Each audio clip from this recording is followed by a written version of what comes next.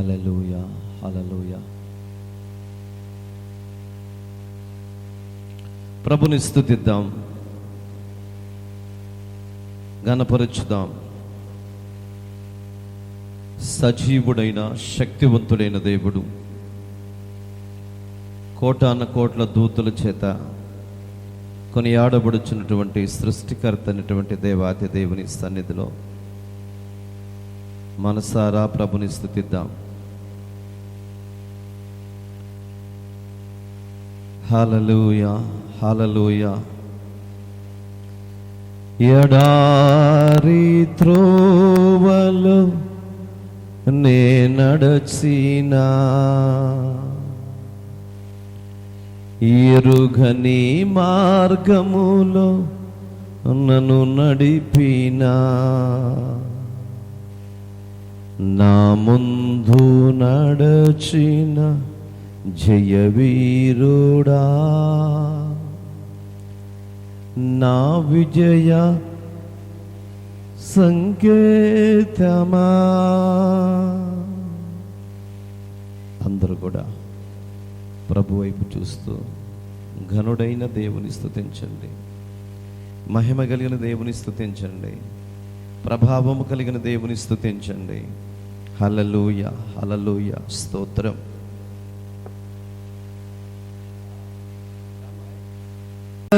నే నడచినా, ఎరుగని మార్గములో నన్ను నడిపినా, నా ముందు నడచిన జయవీరుడా, నా విజయ సంకేతమా. ఎడారి త్రోవ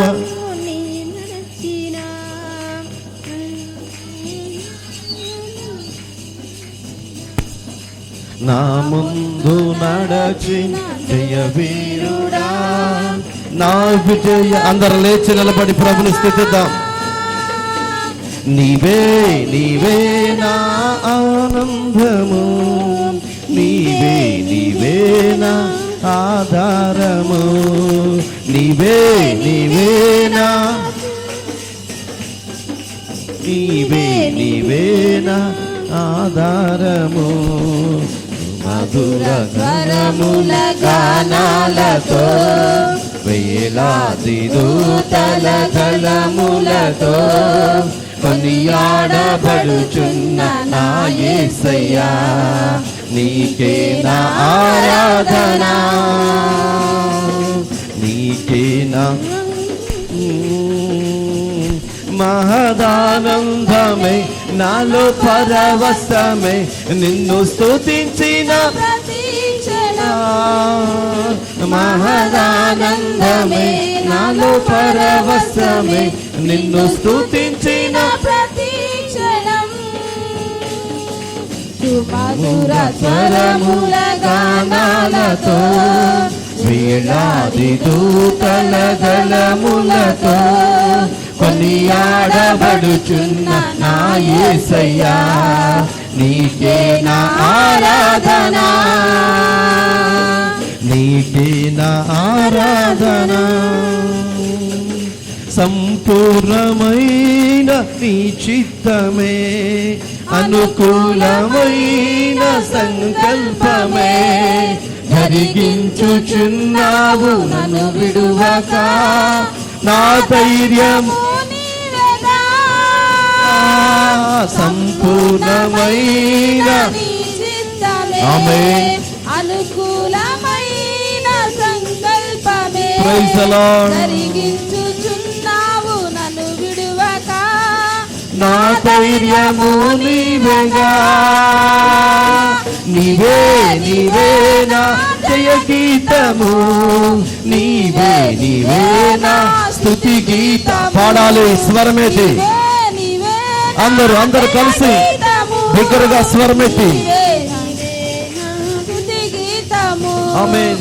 నీవే నీవే నా జయ గీతము, నీవే నీవే నా స్తుతి గీతము సుమధుర స్వరముల జ్ఞానాలతో వేలాది నూతన కళములతో కొనియాడబడుచున్న నా యేసయ్యా నీకే నా ఆరాధన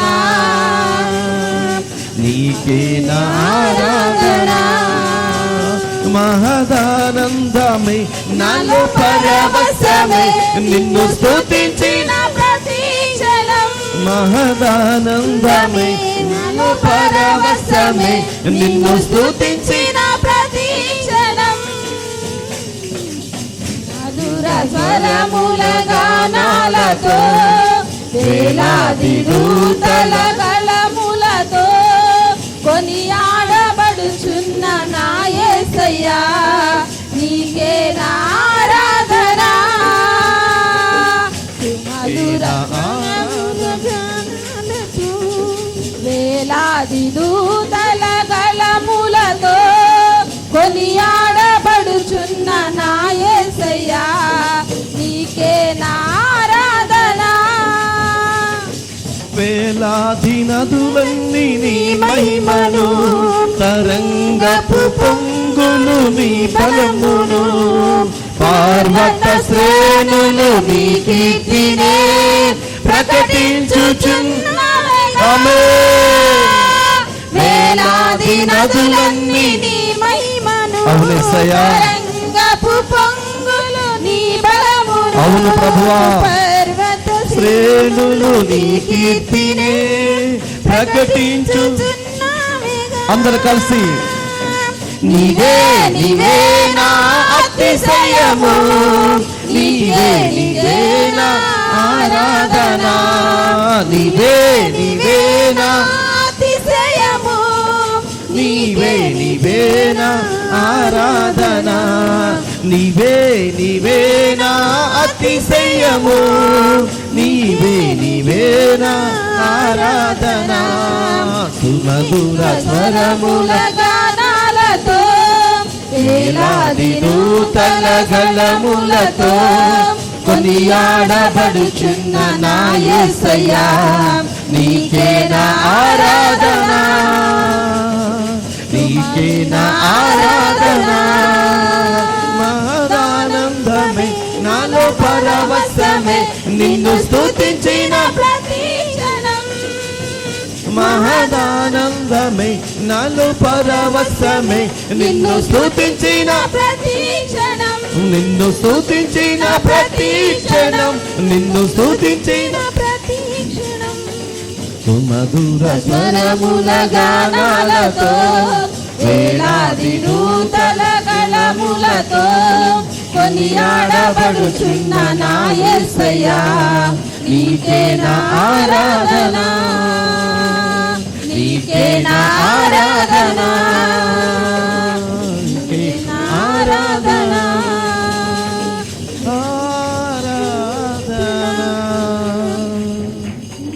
స్తుతియా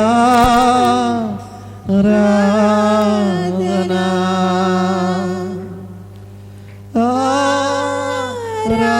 ఆరాధనా స్తుతియా ఆరాధనా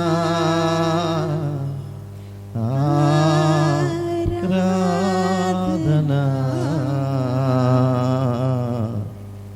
స్తుతియా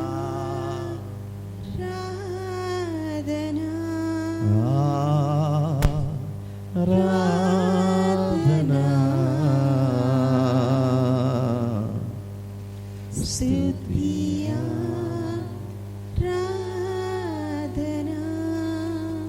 స్తుతియా ఆరాధనా స్తుతియా థ్యాంక్ యూ జీసస్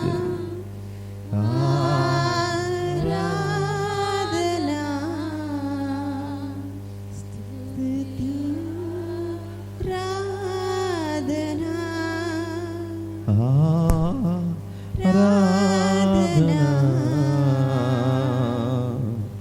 స్తుతియా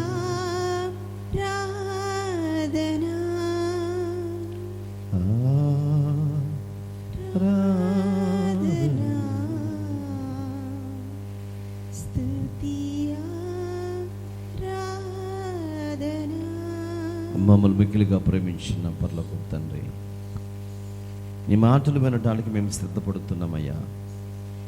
ఈ శ్రేష్టమైన మాటల చేత మా హృదయాలను తృప్తిపరచండి. వచ్చిన ప్రతి ఒక్కరితో మీరు మాట్లాడబోతున్నందుకు స్తోత్రాలు నాయన. ప్రతి వారిని బలపరిచి నీ మాటలు వినిపింపచేసి మా హృదయాలను తృప్తిపరచమని, అలాగే లైవ్ ద్వారా చూస్తున్న ప్రతి వ్యక్తిని మీరు దీవించండి. వారి కుటుంబ సమస్యలు, వారికి నిబంధనలు యేసు నామములో బంధిస్తున్నాడు తండ్రి. అందరి జీవితాల్లో సంతోషము, సమాధానము దయచేయమని యేసయ్య నామములో ప్రార్థన చేసి వేడుకుంటున్నాము తండ్రి. ఆమేన్. అందరు కూర్చుందాం. క్రీస్తునందు ప్రియ దేవుని బిడ్డలారా, రక్షకుడైన యేసుక్రీస్తు వారి శ్రేష్టమైన నామములో మీ అందరికీ ప్రత్యేకమైన శుభములు తెలియజేస్తున్నాను. దేవుడు మిమ్మల్ని దీవించునుగాక. హల్లెలూయా.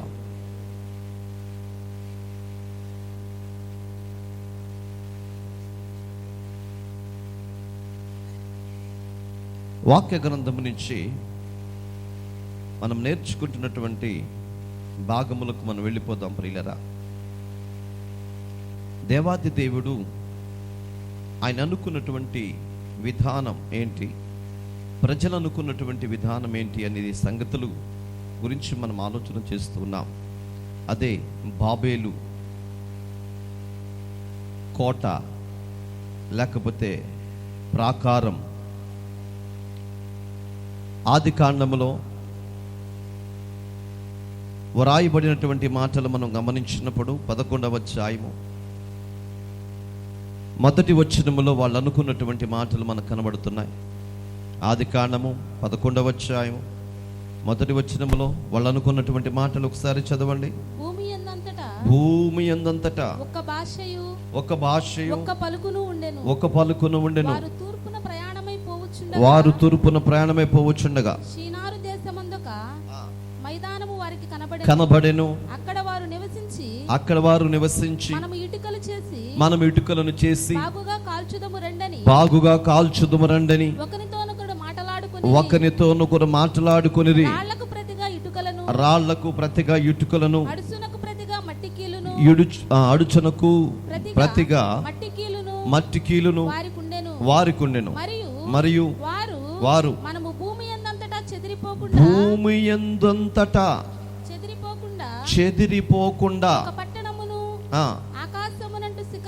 ఒక పట్టణమును ఆకాశమునకు అంటూ శిఖరముగా ఒక గోపురమును కట్టుకొని పేరు సంపాదించుకుందము రండని మాటలాడుకొనగా. చాలు. ఇక్కడ వ్రాయబడినటువంటి మాట మనం చూస్తే ప్రియులరా, ఇశ్రాయేలీయులు భూమి యందంతటా చెదిరిపోకుండా ఒక చోటనే కూర్చొని ఒక మంచి ఎత్తైన గోపురాన్ని కట్టుకొని అందులో పేరు సంపాదించుకుందాము రండి అని అన్నారు. అంటే ఇశ్రాయేలీల లేకపోతే అక్కడ అప్పట్లో ఉన్నటువంటి ఈ ప్రజల ఉద్దేశం ఏంటంటే మనందరం ఒక చోటే ఉందాం. రెండవది, చెదిరిపోకూడదు, ఒక చోటే ఉందాం. రెండవ విషయం, ఎత్తైన గోపురాన్ని కట్టుకుందాం. మూడవది, పేరు సంపాదించుకుందాం. చెప్పండి, 3 మాటలు. ఒకటి,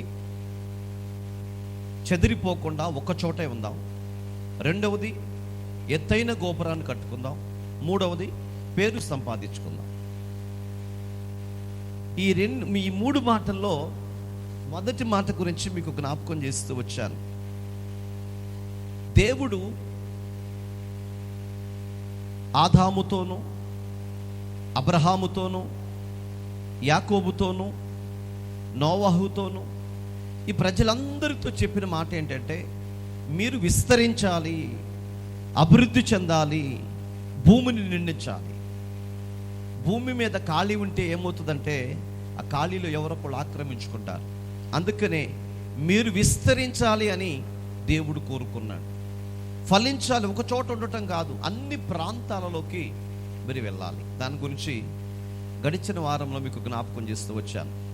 విస్తరించాలి అని దేవుడు చెప్తే వీళ్ళు ఒక చోటే కూర్చుందాం అనుకున్నారు. అది దేవునికి నచ్చలేదు.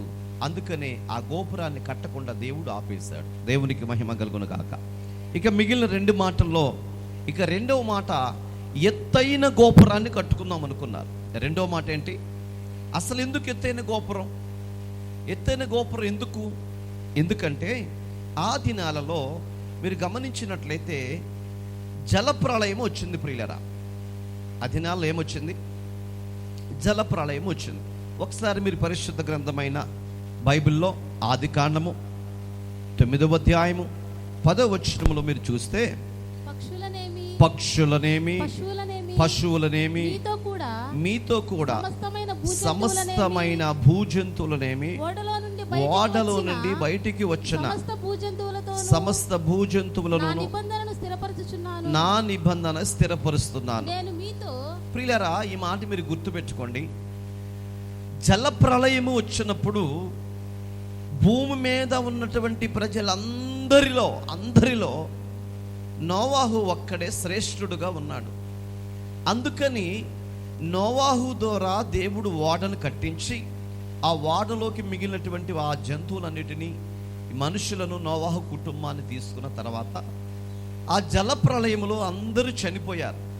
చనిపోయినప్పుడు దేవుడు ఒక వాగ్దానం ఇచ్చాడు. ఏమని వాగ్దానం ఇచ్చాడంటే, ఇక ఎన్నటికీ ఇలాంటి పరిస్థితి రానివ్వను. ఏం చెప్పాడు చెప్పండి? ఇక ఎన్నటికి ఇలాంటి జలప్రళయాన్ని రానివ్వను అని దేవుడు వాగ్దానాన్ని ఇచ్చాడు. ఆ వాగ్దానం అబ్రహాముతో కూడా నిబంధన చేశాడు. ప్రియులరా, అబ్రహాము కూడా దేవుడు చెప్పాడు, అబ్రహాం ఇక ఎప్పటికి రానివ్వనులే, మీరు దాని గురించి ఆందోళన చెందొద్దు అని దేవుడు చెప్పాడు. మీరు గనక గమనించగలిగితే వీళ్ళ ఉద్దేశం ఏమిటి? దేవుని ఉద్దేశం ఏమిటి అనంటే, వీళ్ళు ఏమనుకుంటున్నారంటే మరలా జల ప్రళయం వచ్చుద్దేమో. వీళ్ళ ఉద్దేశం ఏంటి? మరలా జల ప్రళయం వచ్చిద్దేమో. కాబట్టి జల ప్రళయం వచ్చినప్పుడు మన ప్రాణమును కాపాడుకోవటానికి ఇప్పుడు మనకేం కావాలి? ఎత్తైన గోపురం కావాలి, లేకపోతే ఎత్తైన ఒక మిద్ది కావాలి. ఆ మిద్ది ఉన్నప్పుడు జలప్రళయం వచ్చినప్పుడు దాని నుంచి మనం తప్పించబడతాం. వీళ్ళకున్న ఆలోచన ఇదండి. అంటే ఇప్పుడు ఏం మర్చిపోయారు వీళ్ళు? దేవుని వాగ్దానాన్ని మర్చిపోయారు, దేవుడిచ్చిన నిబంధన మర్చిపోయారు, దేవుడు చెప్పిన సంగతిని మర్చిపోయారు, సొంత నిర్ణయాలు తీసుకోవటం ప్రారంభించారు. ప్రియులరా, ఈరోజు సంఘములో చాలా మంది దేవుడిచ్చిన వాగ్దానాలు మర్చిపోతూ ఉంటారు. నువ్వు ఎప్పుడైతే పిలువబడ్డావో, ఏ రోజైతే రక్షింపబడ్డావో ఆ రోజు ప్రతి ఒక్కరికి దేవుడు వాగ్దానం ఇస్తాడు. వాగ్దానాన్ని ఇచ్చాడు ప్రియులారా. ఆ వాగ్దానాన్ని స్థిరపరిచే దేవుడు, వాగ్దానం ఇచ్చిన దేవుడు నమ్మదగిన దేవుడు ప్రియులారా. యెహోషువకు కూడా వాగ్దానం ఇచ్చాడు. ఏమంటే యెహోషువ భయంకరమైన బాధపడుతున్నాడు. ఎందుకంటే ఆ మోషే చనిపోయిన తర్వాత ఇశ్రాయేలు ప్రజలు నడిపించే భారమంతా ఆయన మీద పడింది. యోర్దాను అడ్డొచ్చేసింది, భయం వేసింది. ఇప్పుడు మా నాయకుడు లేడు, ఈ ప్రజలందరూ ఇక పరిస్థితి నాకు తెలుసు, ఏం చేయాలని ఆలోచన చేస్తూ ప్రార్థన చేస్తూ ఉంటే మనం గమనించగలిగితే యెహోషువకు దేవుని ప్రత్యక్షత వచ్చి, యెహోషువా నువ్వు భయపడొద్దు, దిగులు పడొద్దు, నిబ్బరం కలిగి ఉండు, మోషేకి ఎలా తోడై ఉన్నానో నేను నీకు అలాగే తోడై ఉన్నాను. ఈరోజు మోషేకి ఎలా తోడై ఉన్నాడో, యెహోషువకి ఎలా తోడై ఉన్నాడో, భక్తులకు ఎలా తోడై ఉన్నాడో, నా సర్వశక్తిమంతుడైన దేవుడు నీకు కూడా తోడుగా ఉండునుగాక. హల్లెలూయా. భయపడుతున్నాం మనం, భయపడకూడదు. దేవుడు ఒక వాగ్దానం ఇచ్చాడు. దేవుని వాగ్దానం మేరకు ఏది జరగదు ప్రియులారా. దేవుని చిత్తము లేకుండా మన తలలో ఉన్నటువంటి ఎంట్రుకలు తెల్లగా అయినను నల్లగా అయినను మారడానికి అవకాశం లేదు అని బైబిల్ చెప్తుంది. అలాంటప్పుడు మరలా ఎలా వచ్చింది జలప్రళయం? జలప్రళయం వస్తుందేమో అని వీళ్ళు ఏం చేశారంట? ఏం చేశారు చెప్పండి? ఎత్తైన గోపురాన్ని కట్టుకున్నారండి. ఎత్తైన గోపురాన్ని నిర్మించుకుందాం. ఒకటేంటి, మనందరం ఒక చోటే ఉందాం. రెండవది, ఎత్తైన గోపురాన్ని కట్టుకుని దాంట్లో ఉందాం. ఎన్ని జలప్రళయాలు వచ్చినా, ఎన్ని సునామీలు వచ్చినా మనం బ్రతకూర్చో అనుకున్నాం. అంటే దేవుని కృప లేకుండా భూమి మీద నువ్వు బ్రతకగలుగుతావా? దేవుని కృప లేకుండా నువ్వు జీవించగలుగుతావా? చాలా మంది చాలా సందర్భాలలో దేవుని సన్నిధిని ప్రక్కన పెట్టి వెళ్ళిపోతూ ఉంటారు. దేవుని వాక్యాన్ని ప్రక్కన పెట్టి వెళ్ళిపోతూ ఉంటారు. వారికి ఉన్న సమస్యలను బట్టి, వారికి ఉన్న ఇబ్బందులు బట్టి, వారికి ఉన్న కష్టాలను బట్టి. మంచిదే, నేను కాదనటం లేదు. నీ కష్టాన్ని నువ్వు తీర్చుకోగలుగుతావా? నీ ఇబ్బందుల నుంచి నువ్వు విడుదల కలగలుగుతావా? నీకున్న సమస్యల నుంచి నువ్వు బయటకు రాగలుగుతావా? నువ్వెన్ని రోజులు పనిచేసినా, నువ్వెంత కష్టపడినా ఏ కష్టాన్ని నువ్వు తీర్చుకోలేవు. నీ సమస్యను పరిష్కరించగలిగిన వాడు యేసయ్య ఒక్కడే. ఆయన మాత్రమే నిన్ను పరిష్కరించగలిగిన వాడు. ఆయన ఒక్కడ మాత్రమే, ఆయన దృష్టి ఒక్కటే మాత్రమే నీ పరిస్థితిని మార్చగలిగేది. దేవునికి మహిమ కలుగునుగాక. హల్లెలూయా చెప్తామా? వాక్యం వింటున్నటువంటి దేవుని పిల్లలారా, మనం దయచేసి జాగ్రత్తగా గమనించినట్లయితే యాకోబుకి ఏముంది? సంపద ఉంది, గొర్రెలున్నాయి, ఆస్తి ఉంది, భార్యలు ఉన్నారు, దాసులు ఉన్నారు, 13 మంది సంతానం ఉంది. ఇన్ని ఉండి కూడా ఒక్కడే మిగిలిపోయి ప్రార్థన చేస్తూ ఉన్నాడండి. ఏం కావాలంటే ఆయనకి, ప్రభువా నీ ఆశీర్వాదం కావాలి. ఆశీర్వాదానికి బదులుగా మనం ఏం చెప్పాలి తెలుసా? దేవా నీ సన్నిధి నాకు కావాలి, నీ కృప నాకు కావాలి, నీ ప్రత్యక్షత నాకు కావాలి. అది లేకపోతే ఒక్క అడుగు నేను ముందే లేను. ఆయనకున్న ధనం ఆయన కాపాడలేకపోతుంది, ఆయనకున్న భార్యలు కాపాడలేకపోయారు, ఆయనకున్న పిల్లలు కాపాడలేకపోయారు, ఆయనకున్న గొర్రె మేకల మందలు కాపాడలేకపోయినాయి. చాలా తెలివి కలిగిన వాడండి. ఎంత తెలివి కలిగిన వాడంట, ఏదో చెట్టు ఆ సొవలు తీసుకొచ్చి చేయగానే ఆ పుట్టే గొర్రెల పిల్లలన్నీ ఎలా పుట్టినాయి? మత్సలు కలిగినటువంటి పిల్లలు పుట్టేశాయండి. చాలా మందలు సంపాదించుకున్నాడు. ఎంత తెలివండి! దేవునిని అడిగే విధానంలో కూడా నేర్పరైనటువంటి వాడు. అది ఇది అడగలేదండి. నేను వెళ్ళేటువంటి మార్గంలో మీరు నాకు తోడయ్యుండి, తినడానికి నాకు ఆహారం ఇచ్చి, ధరించుకోవడానికి వస్త్రాలు ఇస్తే చాలని చెప్పి ప్రభుని ఎంత వినయంతో వేడుకున్నాడో. అంటే జ్ఞానం కలిగిన వాడని మనకు అర్థమవుతుంది. అలాంటి జ్ఞానం కలిగిన వ్యక్తి కూడా తన జ్ఞానాన్ని ప్రక్కన పెట్టి, తన తెలివిని ప్రక్కన పెట్టి యేసయ్య వైపు చూసి నీ ఆశీర్వాదం నాకు కావాలని రాత్రంతా పెనుగులాడాడు, రాత్రంతా ప్రార్థించినట్లుగా మనం చూస్తున్నాం ప్రియులారా. కానీ ఈ ప్రజలైతే ఏం చేశారంటే దేవుడిచ్చిన వాగ్దానాన్ని ప్రక్కన పెడుతున్నారు. వాళ్ళు ప్రక్కన పెడతాం కదండి, ఈరోజు నువ్వు కూడా చాలా సందర్భాల్లో దేవుడిచ్చిన వాగ్దానాన్ని ప్రక్కన పెడుతున్నావు, మర్చిపోతున్నావు. దేవునికి వాగ్దానం ఇవ్వలేదా? దేవునితో మాట్లాడలేదా?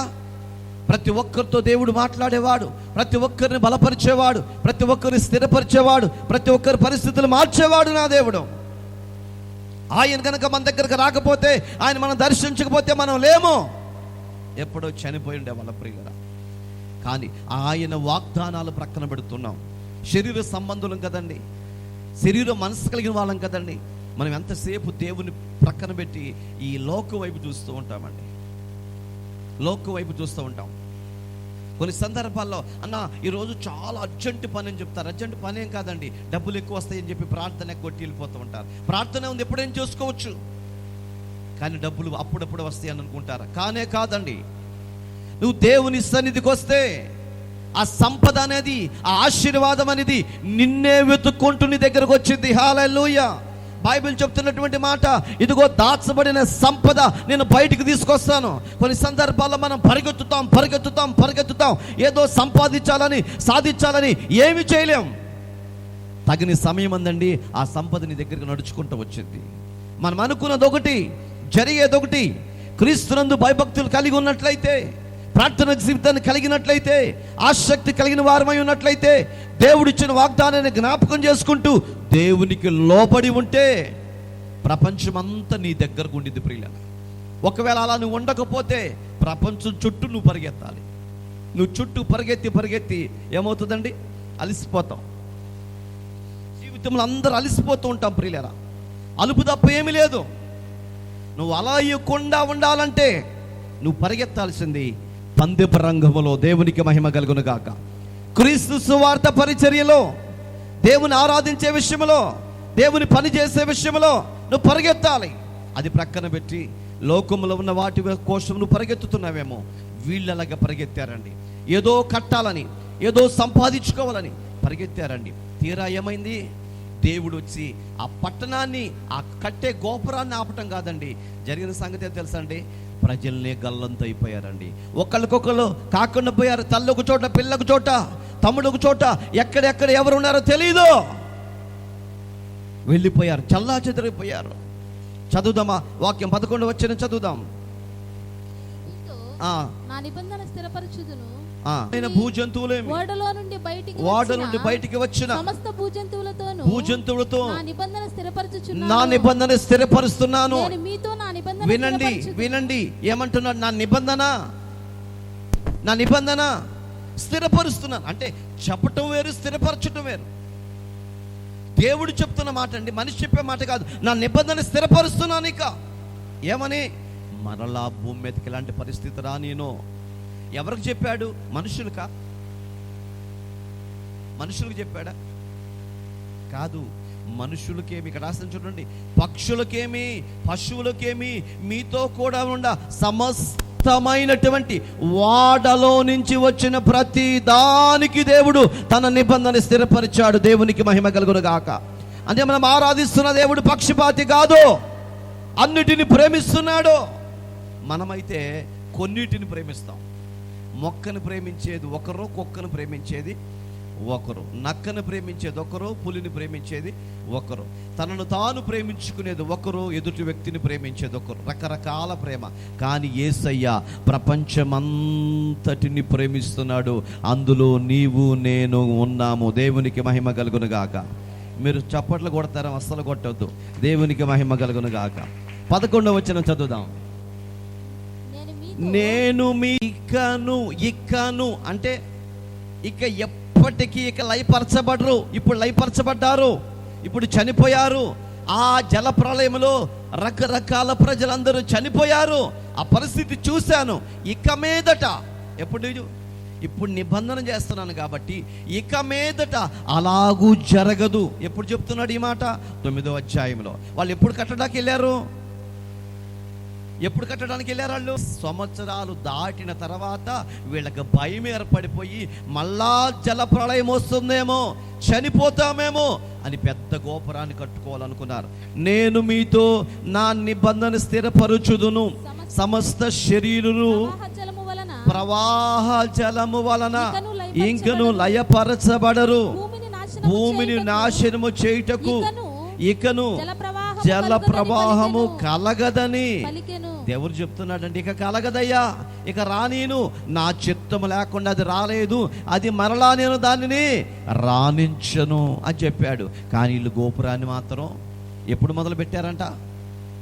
11వ అధ్యాయంలో. ఇదిగోండి చూడండి, బాబేలు గోపురం, కట్టబడిన బాబేలు ఎత్తైన గోపురం అండి. మీరు పెద్ద స్క్రీన్ అయితే బాగా కనపడేది మీకు.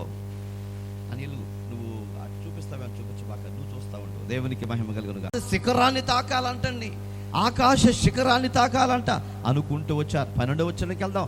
మరియు దేవుడు నాకును మీకును మీతో కూడానున్న సమస్త జీవరాశుల మధ్య నేను తరతరములకు ఏర్పరచుచున్న నిబంధనకు గురుతు ఇదే. దేవునికి మహిమ కలుగును గాక. దేవుడు చెప్పాడు, ఒకవేళ మీరు అనుకుంటున్నారు దానికి మీకును నాకును మధ్య ఒక గుర్తు పెట్టుకుందాం. దేవునికి స్తోత్రం. మనము ఈరోజు ఆలోచన చేద్దాం. పులికి 1 ఎకరం పొలం ఉంది, ఆ పులి పక్కన పవన్కి 1 ఎకరం పొలం ఉంది. వీళ్ళిద్దరి మధ్య ఏముంటుంది? గట్టెందుకు? ఆయనకో 1 ఎకరం పొలం, ఈయనకో 1 ఎకరం పొలం ఉంది కదా. వీళ్ళిద్దరి మధ్యలో గట్టెందుకు? నేను చెప్తా. గట్టెందుకంటే ప్రతి సంవత్సరము ఆ గట్టును ఇలా కోసుకుంటూ వెళ్ళాలి. తర్వాత గట్టు మీద గెడ్డి వచ్చింది, అది కోసుకోవాలి. ఆ గట్టు మీద నడుచుకుంటే పిండి కట్టలు ఎత్తుకెళ్ళాలి. అందుకని పెట్టుకున్నారు గట్టు. అవునా? కాదండి. వాళ్ళిద్దరి మధ్య ఏంటి? హద్దు, లేకపోతే గుర్తు. ఇక్కడ వరకు నాది, ఇక్కడ వరకు నీది అని గుర్తు అన్నమాట. చాలామంది గట్టు నరుకుతూ ఉంటారు. నరికి ఏం చేస్తారు?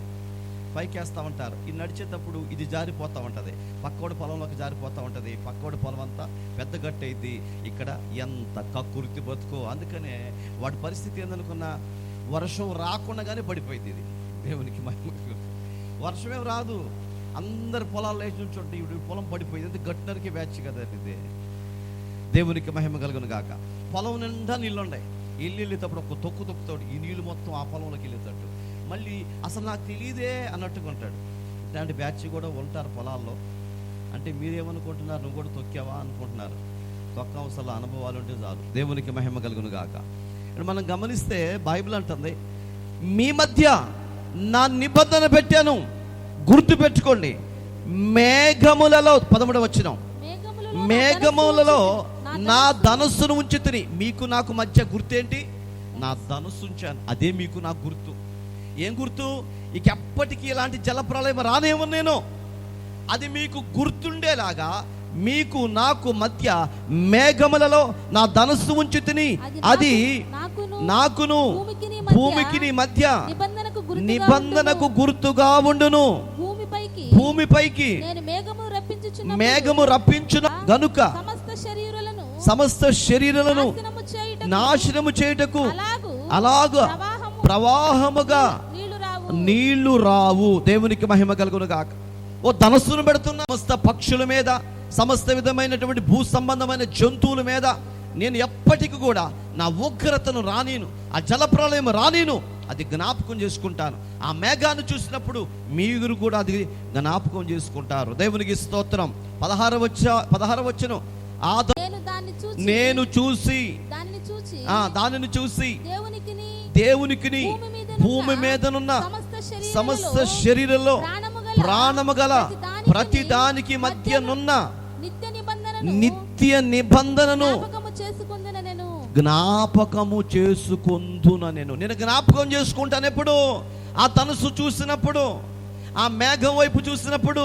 ఆ భూమి మీదకి నాశనాన్ని రానియకూడదు, భూమి మీదకి ఎటువంటి వర్షాన్ని కురవనీయకూడదు, భూమి మీదకి ఎలాంటి జలప్రలయం రానియకూడదు. వస్తే ప్రజలు చనిపోతారు కాబట్టి అలా రానివ్వనని చెప్పి దేవుడు అంటున్నాడండి, నిన్ను జ్ఞాపకం చేసుకుంటాను.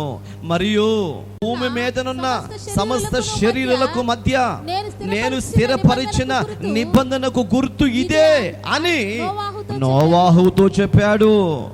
తర్వాత ఓడలో నుంచి వచ్చిన నోవాహు కుమారులు షేము, హాము, యాఫోతు, కానానుకు తండ్రి. ప్రియులారా, ఇవన్నీ కూడా నోవాహుతో చెప్పాడు, అలాగే అబ్రహాముతో కూడా చెప్పాడు. ప్రియులారా, ఏమి చెప్పాడంటే, ఇదిగో నా ధనుస్సును పెట్టాను, మీకు అది గుర్తుగా ఉంటుంది. ఆ ధనుస్సును పెట్టాను, అది మీకు గుర్తుగా ఉంటుంది. అది ఎప్పటికీ కూడా నేను దాన్ని స్థిరపరుస్తాను. చూడండి, 40 యెషయా గ్రంథము చదువుదాం ఒకసారి.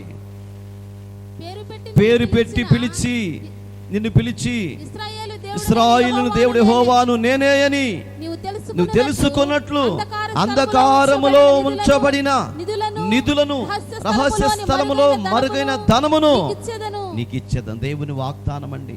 నేను నీకు ఇస్తాను కాబట్టి నువ్వు భయపడవలసిన అవసరత లేదు అని దేవుడు జ్ఞాపకం చేస్తున్నాడు. ప్రియులారా, ఒక్క నిమిషం మనం గమనిద్దాం. దేవుడు ఏ ధనస్సు పెట్టాడో మీకు జ్ఞాపకంలో తీసుకొస్తాను. చూడండి, నోవాహు జల ప్రళయం.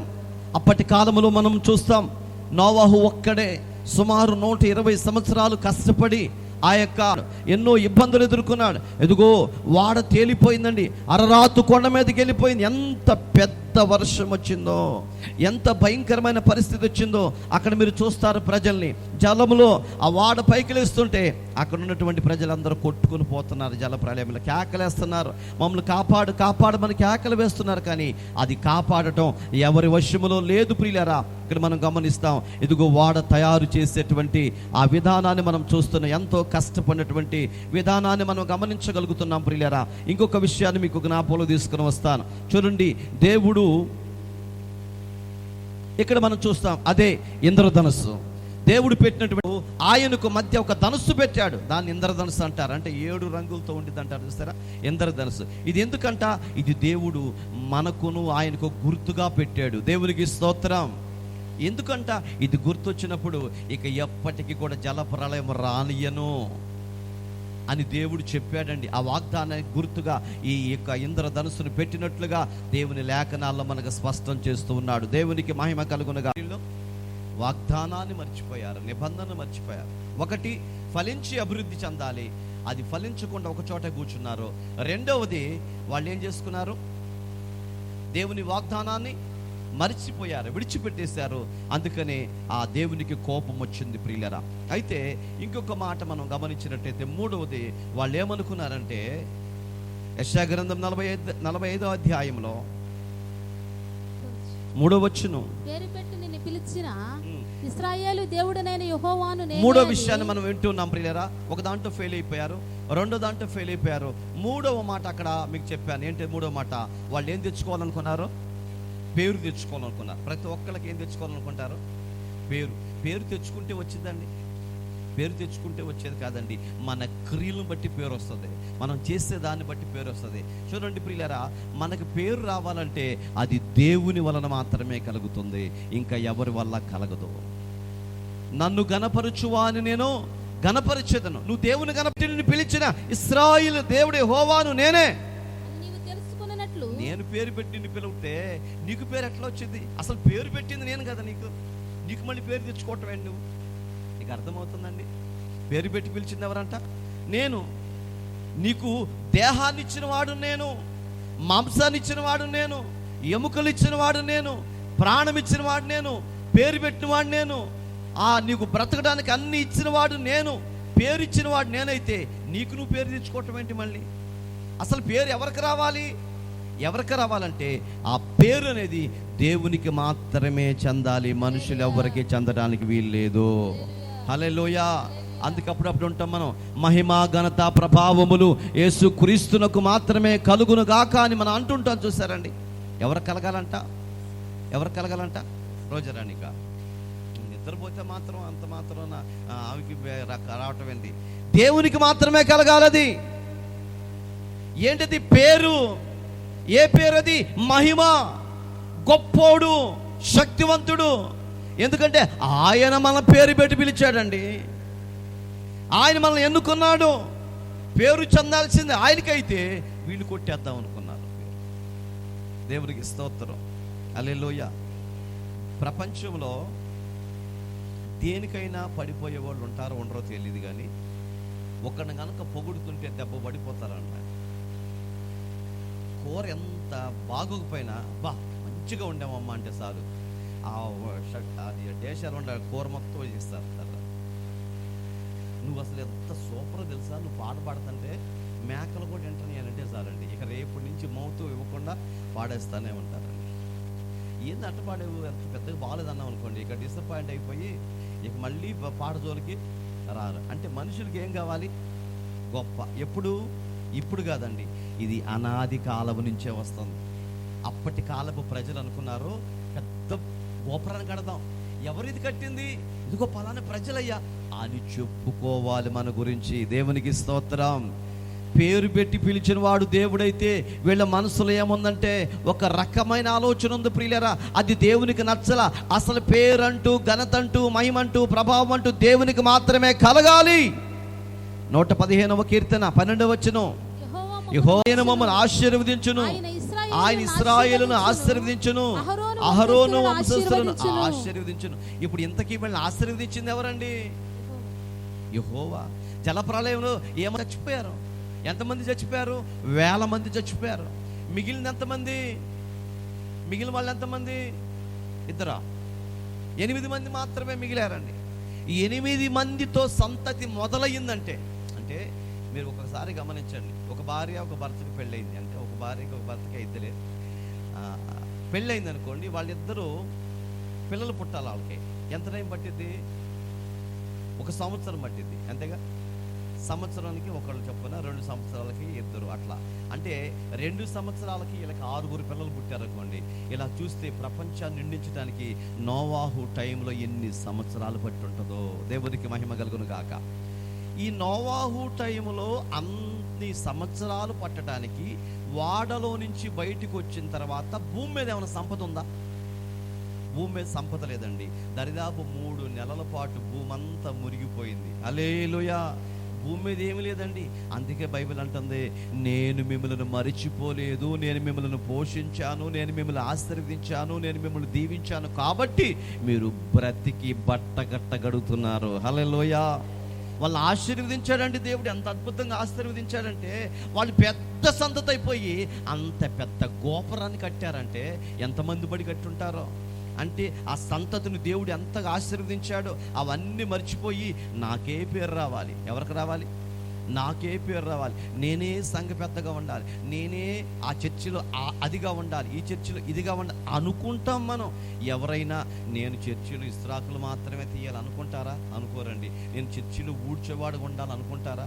అనుకోరండి. చర్చిలో అన్నిటికంటే తక్కువ పరిచర్య చేసేవాడుగా ఉండాలి అనుకుంటారా? అనుకోరు. అసలు చర్చిలో నా పేరే కనపడకూడదు, నేను తెర వెనకమాల ఉండాలి, మొత్తం నా ద్వారా జరగాలి అనుకునే వాళ్ళు ఉంటారా? అలా ఉండగలిగితే సంఘాలు కట్టబడతాయి, అలా ఉండగలిగితే కుటుంబాలు కట్టగలుగుతాయి. అలా ఎప్పుడైతే ఒక వ్యక్తి ఉండడానికి ఇష్టపడతాడో పరలోకపు తండ్రి ఆ కుటుంబం పైన తన దృష్టి నిలుపుతాడు. ప్రియులరా, చాలామంది చెప్తారు ఫలానా దాసరి అనిల్ గారు 101 రూపాయి దేవుని కానుకిచ్చారు, వారిని వారి కుటుంబాన్ని యెహోవా దేవుడు చల్లగా చూసి 101 రూపాయికి బదులుగా 404 రూపాయలు ఇచ్చునుగాక అంటే ఎంత సంతోషమో. ఒకవేళ పేరు గనక తప్పు చెబితే సార్ ఆగండి, దాసరి కాదండి, లేకపోతే తురిమేళ్ళు అయితే ఏదో ఒక పేరు చెప్తారు, పేరు మర్చిపోయినా. ఎందుకని? పేరు రావాలి నాకు. ఆ పేరు ఎక్కడ వినపడాలి? మైకులు వినపడాలి. కాదండి, అదే అనుకున్నారు వీళ్ళు. నేనే పేరు తెచ్చుకోవాలి, మేమే పేరు తెచ్చుకోవాలనుకున్నారు. పేరు తెచ్చుకోవాలని చెప్పి వాళ్ళు అనుకున్నారు. అసలు ఆశీర్వదించింది నేను కదా, నిన్ను అన్నీ ఇచ్చింది కదా, నేను బలపరిచింది నేను కదా, నేను పిలిచిన వాడు నేను కదా. మరి నన్ను మర్చిపోయి నీకు పేరు తెచ్చుకుందాం అనుకుంటున్నావేంటి? అదే ప్రభు అడుగుతున్నాడు. ప్రియులారా, ఇందాక యెషయా గ్రంథంలో చెప్పాం మనం, యెషయా గ్రంథంలో చూస్తాం. అసలు పిలిచింది నేను కదా, నన్ను ప్రక్కన పెట్టేశావు. ఇక్కడేమన్నాడు? యెహోవా మమ్మల్ని మర్చిపోలేదు, యెహోవా మమ్మల్ని ఆశీర్వదించాడు, అహరోను సంతతిని ఆశీర్వదించాడు అని చెప్తుంటే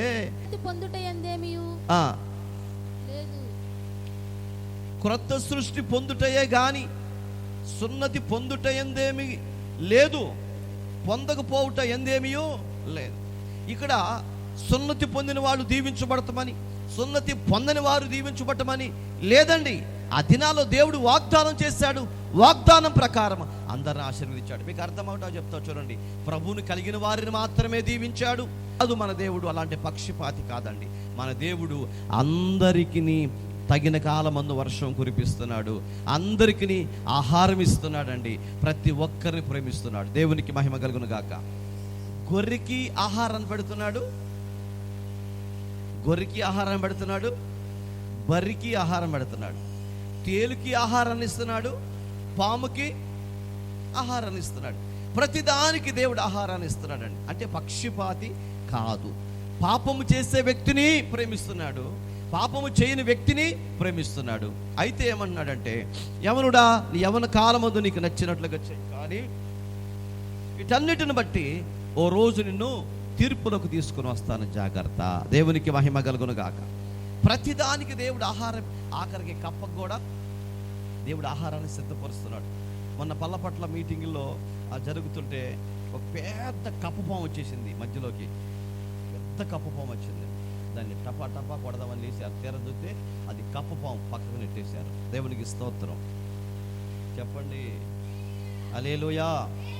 వాక్య గ్రంథములో చూస్తే ప్రియులరా, ఇక్కడ ఒక వ్యక్తి, నా ప్రాణమా యెహోవాను సన్నుతించు, నా అంతరంగమును సమస్తమా యెహోవాను సన్నుతించుము, ఆయన చేసిన ఉపకారములలో దేనిని మరొకము. హల్లెలూయా. వీళ్ళేమనుకుంటున్నారండి? మాకు పేరు తెచ్చుకోవాలండి. ఎప్పుడైతే మనం మనకి విలువిచ్చినటువంటి వ్యక్తిని గుర్తిస్తామో, మనకు పేరు తెచ్చిన వ్యక్తిని గుర్తిస్తామో, మన ప్రాణాలను కాపాడిన వ్యక్తిని గుర్తిస్తామో, ఇక అప్పుడే మన జీవితం ఆశీర్వదించబడటం ప్రారంభించింది. ప్రియులారా, అడవిలో ఉన్నటువంటి గొర్రెల కాపరిగా ఉన్నటువంటి దావీదండి, దావీదు గుర్తించాడు. ఏం గుర్తించాడు? నాకు ఈ పేరు ఇచ్చింది దేవుడేగా, లేకపోతే ఒకప్పుడు ఎక్కడున్నాను నేను? ఒకప్పుడు ఎక్కడ గొర్రెలు కాచుకుంటూ ఉన్నాను. 7 వచ్చారు, నిలబడ్డారు. వీళ్ళు కాదు ఇంకెవరినంటే పిలిపించమన్నాడు. అదిగో ఆయన నడుచుకుంటూ వస్తూ ఉండగానే దేవుడు అంటున్నాడు, ఇదిగో నేను ఎన్నుకున్న వ్యక్తి అతనే, ఇతడే నేను ఏర్పరచుకున్న వ్యక్తి, అతను లేచి అభిషేకించమనగానే ఇదిగో సింహాసనం పై నుంచి దావీదు మీదకి అభిషేకం దిగి వచ్చిందండి. హల్లెలూయా. అభిషేకం, బలమైన అభిషేకం దిగి వచ్చింది. ప్రియులరా, ఆ రోజు నుంచి అండి ఇశ్రాయేలుకి ఒక తండ్రిగా, ఇశ్రాయేలుకి ఒక దీపముగా మారిపోయాడు. Praise the lord. ఇశ్రాయేలు వాళ్ళు చెప్తారు, అయ్యా మా అందరికి నువ్వు దీపము లాంటివాడు అయ్యా, నువ్వు ఆరిపోకూడదు, ఈ దీపం నిత్యము వెలుగుతూ ఉండాలి అని చెప్పారు. నిజమే ప్రియులారా, ఓ దీపంలాగా మారాడు. ఇప్పుడు ఏమన్నాడు తెలుసా? నాకు ఈ ఘనత ఇచ్చిన వాడు దేవుడే, నా ప్రాణాన్ని నిలబెట్టిన వాడి దేవుడే, నాకు ఈ పరిస్థితిని కలిగించిన వాడు దేవుడే. చూసారండి ఎంత చక్కగా చెప్తున్నాడు. అందుకనే ఏమంటున్నాడు ఈయన? నా ప్రాణమా. ఎవరితో మాట్లాడుతున్నాడు? ప్రాణంతో మాట్లాడతాం అవుతుందా? ప్రాణంతో మాట్లాడతాం అవుతుందా?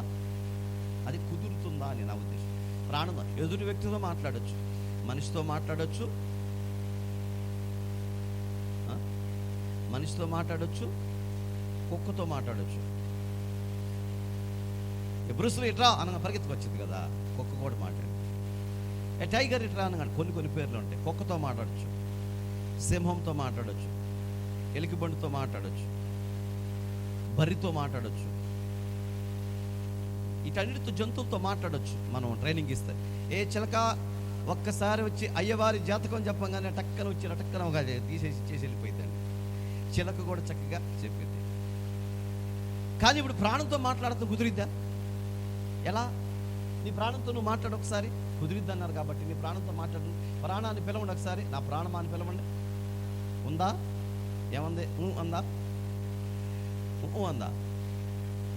దేవునికి మహిమ కలుగును గాక. ఇప్పుడు ప్రాణం అంటే ఏంటంటే, మనిషిలో మనస్సు అనేది ఒకటి ఉంటుంది, సెన్స్ అంటారు. అప్పుడప్పుడు మీకు అర్థమవటం చెప్తాను. ఏదైనా సమస్య వచ్చినప్పుడు ఒకరితో మాట్లాడకుండా మనమే ఆలోచించుకుంటాం, ఇలా చేస్తే ఎలా ఉంటుంది, అలా చేస్తే ఎలా ఉంటుంది, ఈ మాట అంటే అని చెప్పి మనకు తెలియకుండా కానీ మనలో చర్చించుకుంటాం. అంటే నువ్వు నీ ప్రాణం మాట్లాడుకుంటున్నారని అర్థం. దేవునికి మహిమ కలుగును గాక. హల్లెలూయా. నువ్వు నీ ప్రాణం. అనుష అనుకుంటుంది నా ప్రాణం ఆయనే కదా అనుకుంటుంది. కాదు కాదు, ఎవరి ప్రాణం వారిలోనే ఉంటుంది. కాబట్టి మన ప్రాణం మనలోనే ఉంటుంది, మన ఆత్మ మనలోనే ఉంటుంది. మన ఆత్మతో మనం మాట్లాడాలి. ఈ శరీరము సాతాను సంబంధం అయిపోయిందండి. సాతాను వశములోకి వెళ్ళిపోయింది. ఈ శరీరానికి రకరకాల కోరికలు ఉంటాయి. ఈ శరీరము పాప సంబంధమైన కోరికల వైపు లాగుతూ ఉంటుంది, మనసేమో పవిత్రత వైపు లాపుతూ ఉంటుంది.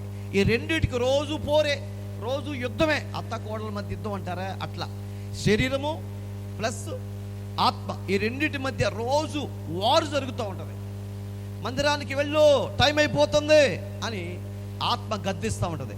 శరీరం అంటది ఎవరు వచ్చారు, ఇంకా ఫస్ట్ పాటగా మొదలుపెట్టింది, ఇంకా రాలా జనం, కూర్చో, కాసేపు కూర్చున్న తర్వాత ప్రశాంతంగా వెళ్దాం అని అన్నది.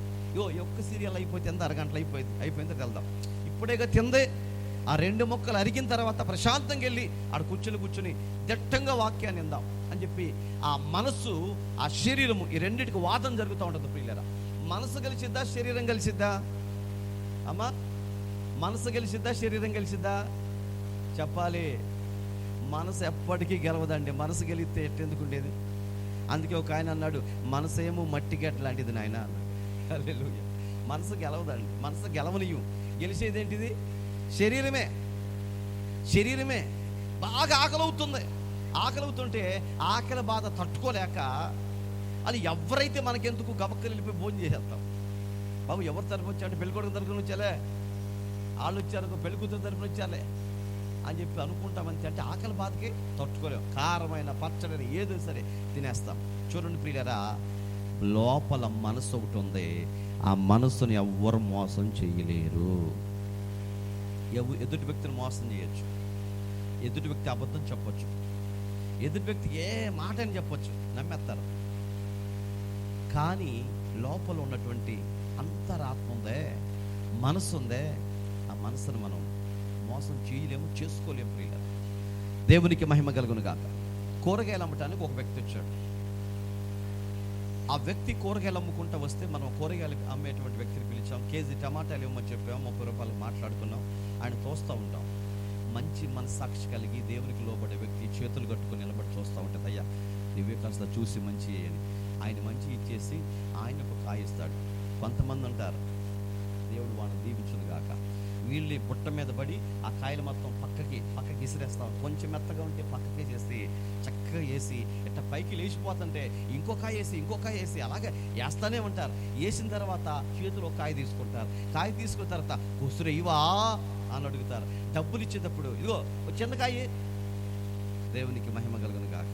ఈ బాధలన్నీ చూసి ఒకరోజు నేను టమాటాలే ప్రజలకు పంచిపెట్టా. దేవునికి మహిమ కలుగును. హల్లెలూయా. క్రీస్తునందు ప్రియులారా, ఇప్పుడు మనస్సుతో మాట్లాడే వ్యక్తిని మనం చూస్తున్నాం. ఏమంటున్నాడు? నా ప్రాణమా యెహోవాను సన్నుతించు. ఎందుకని? నాకు ఘనత తెచ్చిన వాడాయనే, నాకు ఘనత తెచ్చిన వాడాయనే, నన్ను రాజును చేసిన వాడాయనే, నన్ను నిలబెట్టిన వాడాయనే, నన్ను దీపముగా మార్చిన వాడాయనే, నా ప్రాణమునకు సెద తీర్చిన వాడు ఆయనే. అందుకనే నా ప్రాణమా, నా అంతరంగంలో ఉన్న సమస్తమా ఆయన పరిశుద్ధ నామమును సన్నుతించు. ఆయన చేసినటువంటి ఉపకారములలో దేనిని మరువకము.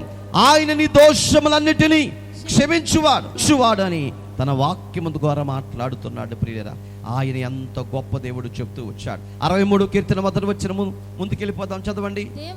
దేవా నా దేవుడవు నీవే. ఎవరంటున్నారు? భక్తులు అంటున్నాడు, నా దేవుడవు నీవేనయ్యా. నేను నా బలాన్ని నమ్ముకోలేదు, నా ఘనతను నమ్ముకోలేదు, నా శక్తిని నమ్ముకోలేదు, నా దేవుడవు నీవే. ఎవరంటారండి ఈ మాట? నువ్వు అనగలుగుతావా? పేరు తీసుకొచ్చే దేవునికి అనాలండి. మనల్ని హెచ్చించే దేవునికి మనం ఆ మాట చెప్పాలి. మనం గణపరిచే దేవునికి ఆ మాట చెప్పాలి. దేవా నా దేవుడవు నీవే, వేకువనే నిన్ను వెదకెదను, నీ బలమును నీ ప్రభావమును చూడవలెనని పరిశుద్ధాలయమందు నేనెంతో ఆశతో నీ తట్టు కనిపెట్టుకుని ఉన్నాను. నీళ్లు లేక ఎండి ఉన్న దేశమందు నా ప్రాణము నీ కొరకు తృష్ణగొనుచున్నది. నీ మీద ఆశ చేత నిన్ను చూడవలెనని నా శరీరము కృషించిపోతుంది. దేవునికి మహిమ కలుగును గాక. ఎందుకు చూడాలి అంటే, నా ప్రాణానికి దీపము నీవే కాబట్టి, నా ప్రాణాన్ని నిలబెట్టిన వాడు నీవే కాబట్టి, నన్ను బ్రతికించిన వాడు నీవే కాబట్టి, నన్ను ప్రపంచానికి పరిచయం చేసిన వాడు నీవే కాబట్టి, నా ప్రాణము నీ కొరకు కొట్టుకుంటుంది, నా ప్రాణము నీ కొరకు ఎదురు చూస్తుంది, ఆశ కలిగి అని చెప్పి భక్తుడు అంటున్నాడు. ప్రియులారా, దేవునికి మహిమ కలుగును గాక. హల్లెలూయా. తర్వాత వచ్చిన చదువుదామా? నీ కృపను నిన్ను స్తుతించును, నా మంచం మీద నిన్ను జ్ఞాపకము చేసుకుని రాత్రి జాముల యందు నిన్ను ధ్యానించుచున్నప్పుడు క్రొవ్వు మెదడు నాకు దొరికినట్లుగా నా ప్రాణము తృప్తి పొందుచున్నది. ఉత్సాహించి పెదవులతో నా నోరు నిన్ను గురించి గానము చేసి ఉన్నది. కాగా నా జీవిత కాలమంతయు నేనిలాగున నిన్ను స్తుతించెదను, నీ నామమును బట్టి నా చేతులెత్తెదను. నీవు నాకు సహాయకుడవై ఉంటివి, నీ రెక్కల చాటున శరణుజొచ్చి ఉత్సాహదని చేసేదను. నా ప్రాణము నిన్ను అంటి వెంబడించుచున్నది, నీ కూడి చెయ్యి నన్ను ఆదుకొనుచున్నది. దేవునికి మహిమ కలుగును గాక. చేతుల పైకెత్తి చెప్దాం హల్లెలూయా. ఎన్ని మాటలు! నా ప్రాణము నీ మీద ఆధారపడిందయ్యా, నేను నిన్నే స్తుతిస్తానయ్యా. ఆయన మాటల్లో పలికినటువంటి మాట ఒకటి చూడండి, నేను ఇలాగే ఎప్పుడు ఉండాలయ్యా. చూసారండి ఎలా ఉండాలంట? నాకు పేరు తెచ్చుకునే వ్యక్తిగా కాదు, నన్ను నేను గణపరుచుకునే వ్యక్తిగా కాదు, నిన్ను గణపరిచే వ్యక్తిగా. మంచం మీద పడుకొని నిన్ను గురించి నేను ధ్యానిస్తుంటే, అంటే ఆలోచిస్తూ ఉంటే, నా ప్రాణంతో మాట్లాడుతుంటే క్రొవ్వు మెదడు దొరికినట్లుగా ఉంది. నేను ఇలాగే బ్రతకాలయ్యా, నా జీవితాంతం నా బ్రతుకంతా ఇలాగే సాగిపోవాలయ్యా, వేరొకటి నా జీవితంలో రాకూడదని ఏమండి దావీదు తన జీవితాన్ని దేవునికి సమర్పించుకున్నాడు. మరొక వ్యక్తి ఉన్నాడు చూసారండి, నా ప్రాణమా చక్కగా తినుము, త్రాగుము, సుఖపడుము ఏమా అని చెప్పి తన ప్రాణంతో చెప్పుకున్నాడు. వెర్రివాడా, ఈ రాత్రి నేను నీ ప్రాణాన్ని అడుగుతున్నాను, నువ్వు సంపాదించినవన్నీ ఏమైపోతాయని ఆ రాత్రి ప్రభు మాట్లాడతాం మనం వింటాం. ప్రియులారా, ఈరోజు ఘనత తెచ్చింది దేవుడు, కానీ ఘనత తెచ్చుకోవాలనుకున్నది వీళ్ళండి. అందుకే ఈ రాత్రి ఈ మధ్యాహ్న సమయంలో మీరు గమనించినట్లయితే 3 విషయాలు చెప్పాను. ఈ బాబేలు గోపురాన్ని దేవుడు ఆపు చేయటానికి 3 విషయాలు. మొదటి విషయం ఏంటంటే వాళ్ళందరూ ఒక చోట కూర్చుందాం అనుకున్నారు, కానీ అక్కడ కూర్చోవద్దు, మీరు విస్తరించాలి, అది దేవుని చిత్తం. దానికి వ్యతిరేకంగా ఉన్నారు. రెండవది, జలప్రళయం మళ్ళీ వచ్చిద్దేమో అనుకుని గోపురాన్ని కట్టుకోవాలనుకున్నారు. జలప్రళయం రాదని దేవుడు ముందుగానే చెప్పాడు. దానికి గుర్తుగా ఏమిచ్చాడంట? వాగ్దానం ఇచ్చి ఏమిచ్చాడు? ఇంద్రధనుస్సు ఇచ్చాడు. ఇందే మీకు నాకు గుర్తు అని చెప్పాడు. ఇంద్రధనుస్సు గుర్తు చేసుకోండి, మీకు ఇచ్చిన జ్ఞాపకం వస్తుంది. ఆ గుర్తును కూడా మర్చిపోయారు, ఆ ఇంద్రధనుస్సును కూడా మర్చిపోయారు ప్రియులారా. అంటే దేవుని వాగ్దానాన్ని మర్చిపోయారు, దేవుని ధనుస్సును, దేవుడిచ్చిన వాగ్దానాన్ని మర్చిపోయారు. ఆఖరికి సోమరులుగా మిగిలిపోయారు. మూడవది, వాళ్ళకి పేరు తెచ్చుకోవాలనుకున్నారు. మనం ఎవరికి తేవాలండి పేరు? దేవునికి తేవాలండి పేరు. మనంతటిగా మనం పేరు తెచ్చుకోవాలని ఎంత ప్రయత్నం చేసినా నువ్వు పేరు తెచ్చుకోలేవు. నీ పేరును స్థిరపరచగలిగిన వాడు యేసయ్య ఒక్కడే. నీ పేరుకి రూపాన్ని, నీ పేరుకి జ్ఞానాన్ని, నీ పేరుకి శక్తిని, నీ పేరుకి ఆధిక్యతను ఇవ్వగలిగిన వాడు దేవుడు ఒక్కడే. అబ్రహాం ఒట్టోడే, ఎందుకు పనికిరాడండి. దేవుడు వచ్చాడు, పిలిచాడు, అబ్రహాం, ఇప్పటి నుంచి నీ పేరు అబ్రహాం కాదు బాబు, అబ్రహాం. ప్రపంచమంతటికి చూడండి, అబ్రహాము ఒక్కడే వచ్చాడు. ఎక్కడి నుంచి? ఊరు అనే ఊరిలో నుంచి వచ్చాడు. ఊరు అనే ఊరిలో నుంచి అబ్రహాం ఒక్కడిని దేవుడు పిలిచాడు, బయటకు వచ్చాడు. ఊరు అనే ఊరు, ఏరీడు అనేటువంటి ప్రాంతానికి ఎదురుగా ఉన్నటువంటి ఊరు అనే ఊరు. ఇవన్నీ చర్చ చేసి తీసడానికి టైం లేదు కాబట్టి మీరు చూపించలేకపోతున్నాను. ఆ భవిష్యత్తులో అన్నీ చూపిస్తాను, టైం కుదరతలేదు. ఊరు అనే ఊరిలో నుంచి ఒక్కడే వచ్చాడు. ఒక్కడే వచ్చి ప్రపంచానికి ఒక్కడయ్యాడు. దేవునికి మహిమ కలుగును గాక. గమనించారండి? ఒక్కడే వచ్చి ప్రపంచానికే ఒక్కడయ్యాడు. ఆయనే అబ్రహాం.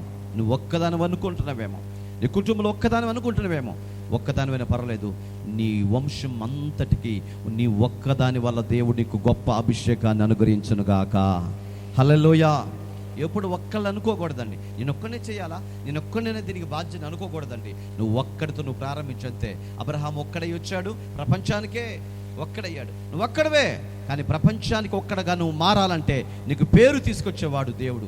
నీకు నీవే ఎప్పుడు పేరు తెచ్చుకోవాలనుకోకూడదు, నిన్ను నువ్వు గణపరచుకోకూడదు. నీ పేరు ఎక్కడ చెక్కబడకూడదు, లేకపోతే నీ పేరు ఎక్కడ రాయబడకూడదు. ప్రియులరా, రాయబడవలసింది నా యేసయ్య పేరు ఒక్కటే. తెర వెనకమాల మాత్రమే నీ ఉండాలి, తెర ముందు నువ్వు ఎప్పుడు కనబడకూడదు. డైరెక్టర్ ఎప్పుడు కూడా ఎక్కడ ఉంటాడు? తెర వెనకమాల ఉంటాడు. తెర మీద కనబడేది హీరోయిన్, ఇంకా మిగతా బ్యాచ్ మాత్రమే కనబడతారు. అసలైన వ్యక్తి ఎవరయ్యా అంటే డైరెక్టర్. ఆయన ఎప్పుడు తెర వెనకమాల ఉంటాడు. ఆయన పేరు కూడా చిన్న అక్షరాలతో ఎత్తారు, ఆయన ఫోటో కూడా చూపించారు. ప్రియులరా, దేవునికి మహిమ కలుగును గాక. ఖర్చు పెట్టిన ఆయనే, నష్టపోయినా ఆయనే. ఆయన ఎప్పుడు వెనకమాల ఉంటాడు, కానీ కనపడే వ్యక్తులు మాత్రమే చూస్తాం. భలే చేశారా, భలే బాగుంది సినిమా అనుకుంటాం, కానీ దీని అంతటికి కారణం తెర వెనకమాల ఉన్నాడు. దేవునికి మహిమ కలుగును గాక. అలా నీవు వెనకమాలుండి ప్రతి కార్యము జరిగించే వ్యక్తిగా నీవు ఉండాలి. అలా ఉండగలిగితే దేవుని ఆశీర్వాదం, దేవుడిచ్చిన వాగ్దానం నిన్ను దాటిపోదు. ప్రియులారా, అలా ఉందాం, ప్రభు కొరకు జీవిద్దాం. తలలో ఉంచండి, ప్రార్థన చేసుకుందాం. మమ్మల్ని మిక్కిలిగా ప్రేమించిన పరలోకపు తండ్రి, ఘనుడానికి స్తోత్రాలు. ఇదిగో లైవ్లో అయ్యా నీ వాక్యాన్ని వింటున్న ప్రతి ఒక్కరిని బట్టి కూడా ప్రార్థిస్తుంటున్నాము తండ్రి. ఇక్కడ కూర్చున్న ప్రతి ఒక్కరిని బట్టి ప్రార్థిస్తున్నాము నాయన. నీ యొక్క అద్భుతమైన మాటలు మాకు వినిపింప చేశారు. బాబేలు పర్వతాన్ని కట్టడానికి ప్రభువా, ఆ గోపురాన్ని కట్టడానికి వాళ్ళు తీర్మానం చేసుకున్నప్పుడు దానిని మీరు వచ్చి చెదరగొట్టారు ప్రభువా. కారణం, వారు ఒక్క చోటే ఉండాలనుకున్నారు, ఎత్తైన గోపురాన్ని కట్టుకోవాలనుకున్నారు, పేరు తెచ్చుకోవాలనుకున్నారు. ప్రభువా, నీ లేఖనం ప్రకారం మీరు చెప్పారు, ఇదిగో మీరు భూలోకం అంతా విస్తరించాలని చెప్పారు. ఇదిగో నేను మీకు వాగ్దానం ఇచ్చాను, మా మధ్య నీకు ఇంద్రధనుస్సు పెట్టాను, అది మీకును నాకు నిబంధనగా ఉంటుంది అని చెప్పారయ్యా. నీకు స్తోత్రం. అయినా ఆ నిబంధన మర్చిపోయి వారంతా వాళ్ళ గోపురాన్ని కట్టుకున్నాం అనుకున్నారు. ప్రభువా, నీకు వందనాలు. అలాగనే ప్రభువా, వాళ్ళు పేరు తెచ్చుకుందాం అనుకున్నారు. ఆ పేరు వాళ్ళకు కాదు, నీకు రావాలి. ఎందుకంటే మమ్మల్ని గణపరిచిన వాడువు నీవే, మమ్మల్ని నిలబెట్టిన వాడువు నీవే, మమ్మల్ని బలపరిచిన వాడువు నీవే. కాబట్టి ప్రభా, నీకు పేరు తీసుకొచ్చేవారుగా మమ్మల్ని స్థిరపరచమని ప్రార్థిస్తున్నాం. అలాగే హోలీ గాస్పెల్ మినిస్ట్రీస్ ద్వారా, ఇదిగో యూట్యూబ్ ఛానల్ ద్వారా ఎంతమంది ఈ వాక్యాలు వింటున్నారో, ఎంతమంది ప్రభా నీ యొక్క సన్నిధిలో ప్రార్థనలో పాల్గొంటున్నారో, వారందరిని మీరు తాకండి, వారందరూ మీరు ముట్టండి నాయన. వారికి ఏ బాధ ఉన్నా, ఎటువంటి సమస్యల మధ్య ఉన్నా, యేసు క్రీస్తు నామములో విడుదల పొందుదురుగాక. స్వస్థపరిచి బాగు చేసి శక్తివంతులుగా మహిమ కలిగిన బిడ్డలకు మరి చేయమని ప్రార్థిస్తూ, ఇంతవరకు మాతో ఉన్నందుకు వందనాలు చెల్లించుకుంటూ యేసయ్య నామములో స్తుతించి ప్రార్థన చేసి వేడుకుంటున్నాము తండ్రి. ఆమేన్. Praise the lord. అందరికీ వందనాలు.